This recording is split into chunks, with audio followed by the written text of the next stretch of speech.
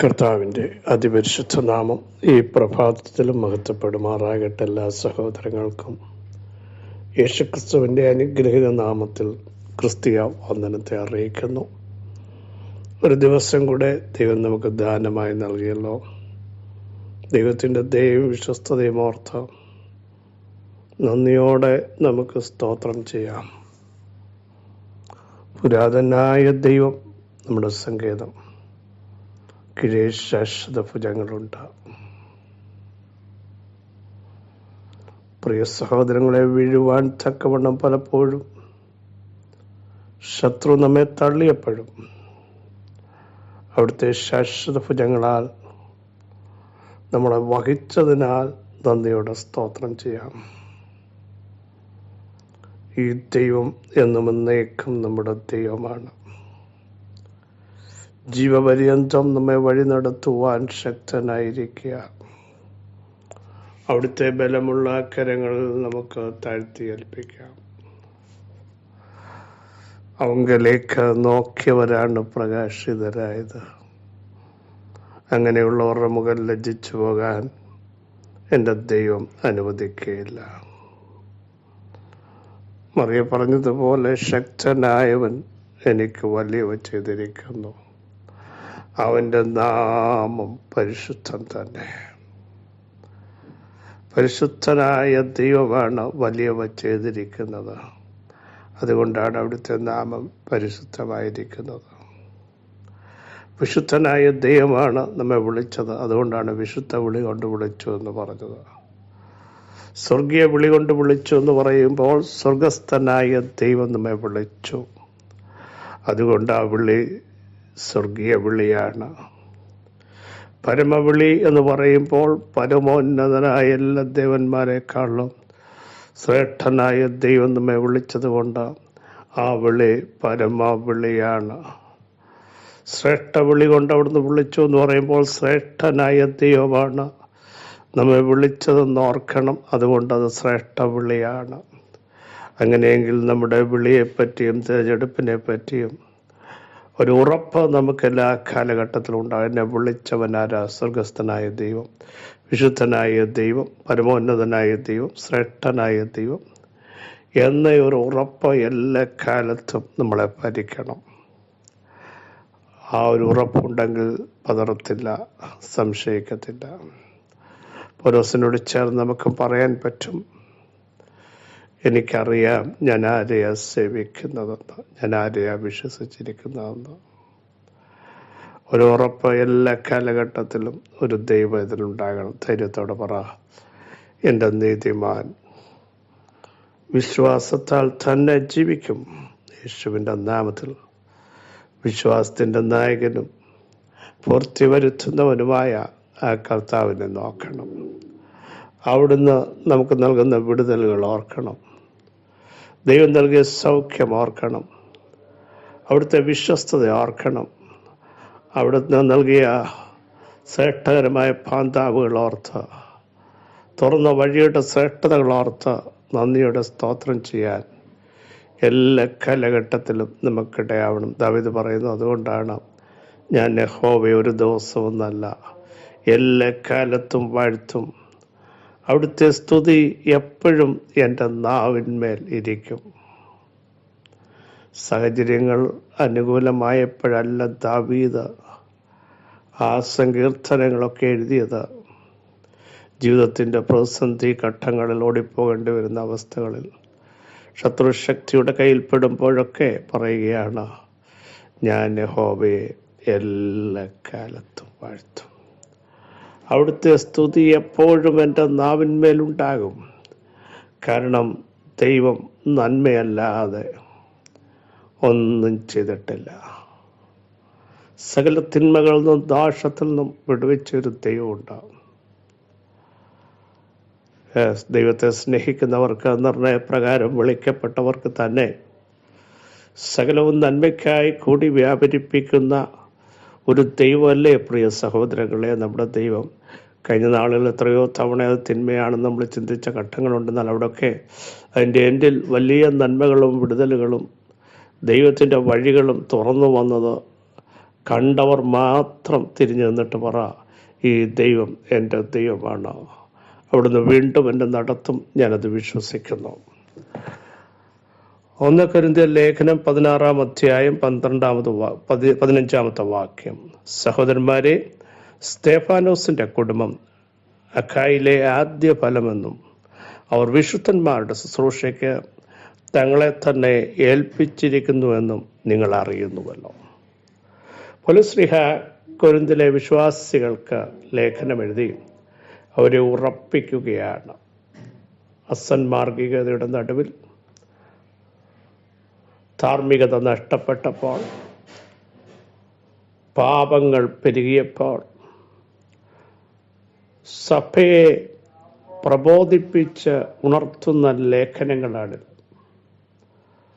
ഒരു ഭക്തൻ എങ്ങനെ ആയിരിക്കണമെന്നും കൃപ പെരുകേണ്ടതിന് പാപം ചെയ്യുക എന്ന് ഒരു നാളും അരുത് എന്നും കർത്താവ് യേശുക്രിസ്തു മുഖാന്തരം എല്ലായിടത്തും എല്ലായ്പ്പോഴും ജയമുണ്ടെന്നും യേശുക്രിസ്തു മുഖാന്തരം ജയം നൽകുന്ന ദൈവത്തിന് സ്തോത്രമെന്നും പരിശുദ്ധാത്മ ശക്തിയോടെ ജീവിക്കണമെന്നും അന്യഭാഷയിൽ സംസാരിക്കുന്നവൻ മനുഷ്യരോടല്ല ദൈവത്തോടത്രേ സംസാരിക്കുന്നതെന്നും തനിക്ക് തന്നെ ആത്മീയ വർധന വരുത്താൻ അത് കാരണമാകുന്നുവെന്നും ദൈവം നൽകിയ കൃപാവരങ്ങൾ ജ്വലിപ്പിക്കണമെന്നും ആത്മാവിനെ അനുസരിച്ച് ജീവിക്കണമെന്നും ഒക്കെ വ്യക്തമായി ഈ 2 ലേഖനങ്ങൾ നമ്മെ പഠിപ്പിക്കുന്നുണ്ട്. പാപത്തിൻ്റെ നടുവിൽ വ്യത്യസ്തരായി ജീവിക്കാൻ, തീഷ്ണതയോടെ ജീവിക്കാൻ, ഞാൻ നിങ്ങൾക്ക് വേണ്ടി മൃഗയുദ്ധം ചെയ്തു എന്നൊക്കെ പറഞ്ഞ് അത് വെറുതെയായി പോകരുതെന്ന് പറഞ്ഞ് ജനത്തെ ഉദ്ബോധിപ്പിക്കുന്ന ഭാഗങ്ങളും ഇതിനകത്തുണ്ട്. ഇവിടെ പറയുന്നു, ഒരു കുടുംബത്തെ പരിശുദ്ധാത്മാവ് വ്യക്തമായി എടുത്തു കാണിക്കുന്നു. സഹോദരന്മാരെ, സ്തേഫാനോസിൻ്റെ കുടുംബം, ആ കുടുംബം പ്രാർത്ഥിക്കുന്ന കുടുംബമായിരുന്നു. അവിടുത്തെ ആദ്യ ഫലമായിരുന്നു. ഇഷ്ടം പോലെ നടന്ന കുടുംബമല്ല, വിശുദ്ധിക്ക് വേണ്ടി ജീവിച്ച കുടുംബം, വേർപാടിനു വേണ്ടി ജീവിച്ച കുടുംബം, മാത്രമല്ല കർത്താവിന് വേണ്ടി ഏതറ്റം വരെയും പോകാൻ തയ്യാറായ കുടുംബം, പ്രമാണം മുറുകെ പിടിക്കുന്ന കുടുംബം, ഉപദേശത്തിനകത്ത് കോംപ്രമൈസ് വരുത്താത്ത കുടുംബം. സ്തേഫാനോസിൻ്റെ ഒറ്റ പ്രസംഗം നമുക്കറിയാമല്ലോ. മാനസാന്തരപ്പെടാൻ ദൂത് പറഞ്ഞപ്പോൾ തനിക്ക് വന്നത് പൂമത്തെയല്ല, കല്ലേറായിരുന്നു. അങ്ങനെ തകർക്കപ്പെട്ട ജീവൻ വെടിഞ്ഞ ഒരു മനുഷ്യനാണ് സ്തേഫാനോസ്. ആ കുടുംബം കർത്താവിന് വേണ്ടി അതുപോലെ നിന്നു. Praise the Lord. അവിടെ അത് വളരെ വ്യക്തമായി വിശുദ്ധന്മാരുടെ ശുശ്രൂഷയ്ക്ക് തങ്ങളെ തന്നെ ഏൽപ്പിച്ച കുടുംബം. പ്രിയരെ, ശുശ്രൂഷയ്ക്ക് ഡെഡിക്കേറ്റ് ചെയ്ത, പ്രാർത്ഥിക്കുന്ന, ആരാധിക്കുന്ന, ദൈവത്തിനു വേണ്ടി നിൽക്കുന്ന, ലോകത്തിൻ്റെ പുറകെ പോകാത്ത, ആവർത്തിച്ചു പറയുന്നു, ഉപദേശത്തിനകത്ത് അഡ്ജസ്റ്റ്മെന്റ് ചെയ്യാൻ തയ്യാറാകാതെ പറയേണ്ടത് പറയുന്ന കുടുംബം. Praise God. അതിനകത്ത് തലമുറകൾ അങ്ങനെയായിരുന്നു. സ്തേഫാനോസ്, സ്തോത്രം. അതുകൊണ്ട് എന്താ സംഭവിച്ചതെന്നറിയാമോ? പ്രതിസന്ധി, കഷ്ടങ്ങൾ, കല്ലേറുകൾ വന്നപ്പോൾ സ്വർഗം അടങ്ങിയിരുന്നില്ല. കർത്താവ് എഴുന്നേറ്റ് നിൽക്കുകയാ. പ്രിയരെ, നീ വിശുദ്ധിക്ക് വേണ്ടി നിന്നാൽ, നിന്റെ തലമുറ നിന്നാൽ, സ്വർഗം നിനക്ക് വേണ്ടി എഴുന്നേറ്റ് നിൽക്കും. Praise the Lord. സ്വർഗത്തിൻ്റെ പ്രസൻസ് നിങ്ങൾക്ക് വേണ്ടി വെളിപ്പെട്ട് വരും. ഏത് കാലഘട്ടത്തിലും അഡ്ജസ്റ്റ്മെന്റിന് തയ്യാറാകാത്ത, ആരാധനയ്ക്കകത്ത് കോംപ്രമൈസ് ചെയ്യാത്ത, പ്രമാണത്തിന് വേണ്ടി നിൽക്കുന്ന കുടുംബങ്ങളെ, ശുശ്രൂഷയ്ക്ക് വേണ്ടി, ദൈവിക പ്രവർത്തിക്ക് വേണ്ടി, ആരാധനയ്ക്ക് വേണ്ടി തങ്ങളെ തന്നെ ഏൽപ്പിച്ചു കൊടുക്കുന്ന, ഡെഡിക്കേറ്റ് ചെയ്തിരിക്കുന്ന സമൂഹത്തെ പരിശുദ്ധാത്മാവ് ആദരിക്കും. അവർക്ക് വേണ്ടി എഴുന്നേൽക്കും. നിങ്ങളുടെ തീച്ചുളയുടെ നടുവിൽ, വേദനയുടെ നടുവിൽ നിങ്ങൾ ഇറങ്ങിയതും ഓടിയതും, ദൈവശബ്ദം കേട്ടെടുത്ത സ്റ്റെപ്പുകളും പലരുടെയും മുമ്പിൽ ഫോഷന്മാരായി തോന്നിയില്ലേ? പല കല്ലേറുകൾ വന്നില്ലേ? ആക്ഷേപങ്ങൾ വന്നില്ലേ? പക്ഷെ പരിശുദ്ധാത്മാ വചനത്തിൽ നിങ്ങളുടെ കുടുംബത്തിൻ്റെ അഡ്രസ്സ് രേഖപ്പെടുത്തും. പ്രിയരെ, അവിടുത്തെ പുസ്തകത്തിൽ അത് രേഖപ്പെടുത്തും. ഇവിടെ കണ്ടോ, ആ കുടുംബത്തിൻ്റെ അഡ്രസ്സ് ഇതിനകത്ത് സ്തേഫാനോസിൻ്റെ കുടുംബം. ദൈവത്തിന് വേണ്ടി നിവരെ നിൽക്കുന്നവൻ്റെ കുടുംബത്തെ അറിയുന്ന ദൈവം ഇന്ന് പകൽ ചിലരെ നോക്കി ദൂത് വിളിച്ചു പറയുന്നു, നിവരെ നിൽക്കൂ, തൻ്റെ ഇടത്തോടെ നിൽക്കൂ, ശക്തിയോടെ നിൽക്കൂ, കരുത്തോടെ നിൽക്കൂ. അല്പം അത് അല്പം ഇതൊന്നും പറയാതെ പ്രമാണത്തിന് വേണ്ടി ശക്തിയോടെ ചില സ്റ്റെപ്പ് എടുക്കാൻ ദൈവജനം തയ്യാറാകുമെങ്കിൽ നിങ്ങളെ അറിയുന്ന ഒരു ദൈവമുണ്ട്, നടത്തുന്ന ദൈവമുണ്ട്, പേര് വിളിക്കുന്ന ദൈവമുണ്ട്, അഡ്രസ് ചെയ്യുന്ന ദൈവമുണ്ട്, തനിക്കുള്ളതിനെ അറിയുന്ന ദൈവം. ഒന്നുകൂടി പറഞ്ഞു, ലോകം നോക്കുമ്പോൾ വലുതൊന്നും നിനക്ക് കാണില്ല, പക്ഷേ സ്വർഗം നിനക്ക് വേണ്ടി എഴുന്നേറ്റ് നിന്നിട്ട് പറയും, ഈ കുടുംബത്തെ എനിക്കറിയാം, ഈ തലമുറകളെ എനിക്കറിയാം, എനിക്ക് വേണ്ടി ഏൽപ്പിച്ചു തന്ന, എനിക്ക് വേണ്ടി സമർപ്പിക്കപ്പെട്ട കുടുംബമാണ്. അങ്ങനൊരു പേരാണ് ഈ കാലഘട്ടത്തിൽ കുടുംബങ്ങൾ കേൾക്കേണ്ടത്, തലമുറകൾ കേൾക്കേണ്ടത്. യേശുവിൻ്റെ നാമത്തിൽ പിതാവേ, ഈ വചനത്തിൻ്റെ ശക്തി ജനത്തിൻ്റെ മേൽ വ്യാപരിക്കട്ടെ. അഖായിലെ ആദ്യ ഫലമായ സ്തേഫാനോസിൻ്റെ കുടുംബം കർത്താവിന് വേണ്ടി സമർപ്പിക്കപ്പെട്ട, കർത്താവിന് വേണ്ടി എരിഞ്ഞടങ്ങി ദൈവ സാന്നിധ്യത്തിനകത്തേക്ക് വന്ന പ്രമാണം വിളിച്ചു പറയാൻ തയ്യാറായതുപോലെ ഞങ്ങൾക്ക് കിട്ടിയ ദൈവശബ്ദം ഞങ്ങളുടെ തലമുറകൾ അനുഭവിക്കട്ടെ. ഞങ്ങളുടെ കുടുംബം കർത്താവിൽ പ്രസിദ്ധമാകട്ടെ. നിർബന്ധത്താൽ പോലും യേശുവിൻ്റെ ക്രൂശിൻ്റെ ഒരു എൻഡ് താങ്ങിപ്പിടിച്ച കുറനക്കാരനായ ഷിമോന്റെ തലമുറകളെ അഡ്രസ് ചെയ്ത ദൈവം, അവരെ മറക്കാത്ത ദൈവം, രൂഫോസിനെയും അലക്സാണ്ടറിനെയും മാനിച്ച ദൈവം ഞങ്ങളുടെ ദൈവമായിരിക്കുക. അങ്ങയുടെ സന്നിധിയിൽ സമർപ്പിക്കപ്പെടാൻ, നിവര നിൽക്കുവാൻ, വിശുദ്ധിക്ക് വേണ്ടി നിൽക്കാൻ, ദൈവ പ്രമാണം മുറുകെ പിടിക്കാൻ ഞങ്ങളെല്ലാം ഇടയാക്കണമേ.